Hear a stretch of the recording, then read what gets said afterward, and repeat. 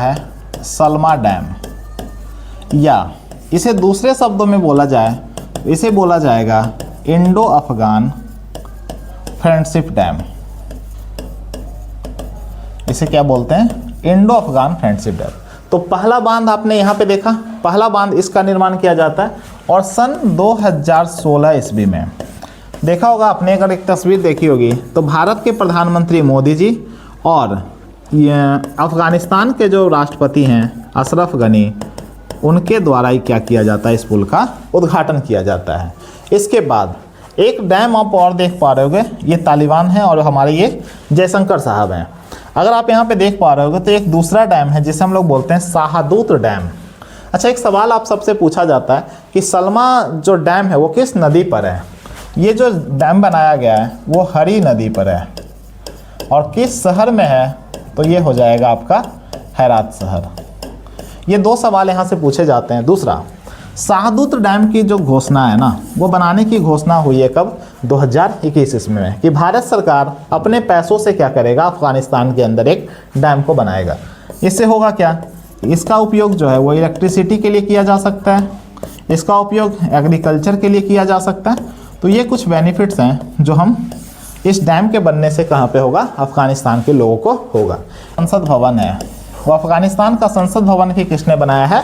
वो भारत की सरकार के द्वारा बनाया गया है। ये बहुत ही खूबसूरत है। दूसरा, बच्चों का एकमात्र हॉस्पिटल है वहाँ पे, जिसे बोला जाता है इंदिरा गांधी चाइल्ड हॉस्पिटल। ये भी किसके द्वारा बनाया गया? ये भी भारत सरकार के द्वारा बनाया गया।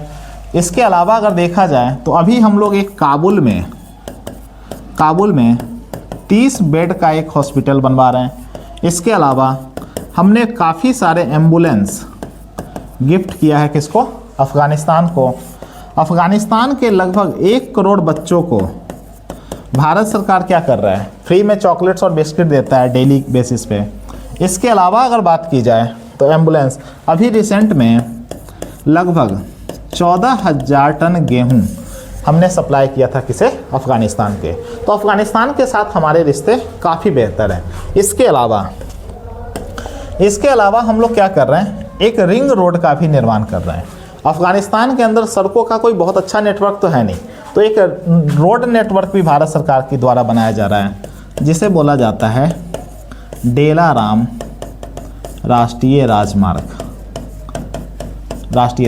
भारत सरकार को उम्मीद ये है कि देखिए, ये आप चाबहार बंदरगाह देख रहे होगे, ये चाबहार बंदरगाह किस देश में है? ईरान में। भारत को अगर ये सेंट्रल एशिया से कनेक्ट होना है तो सेंट्रल एशिया से डायरेक्ट एक्सेस तो अभी हमारे पास नहीं है। तो तरीका क्या होगा?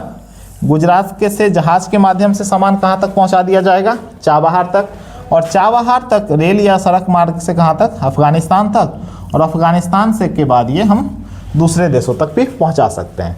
तो डेलाराम राष्ट्रीय राजमार्ग भी जो है वो भारत सरकार के द्वारा ही वहाँ पे बनाया गया है।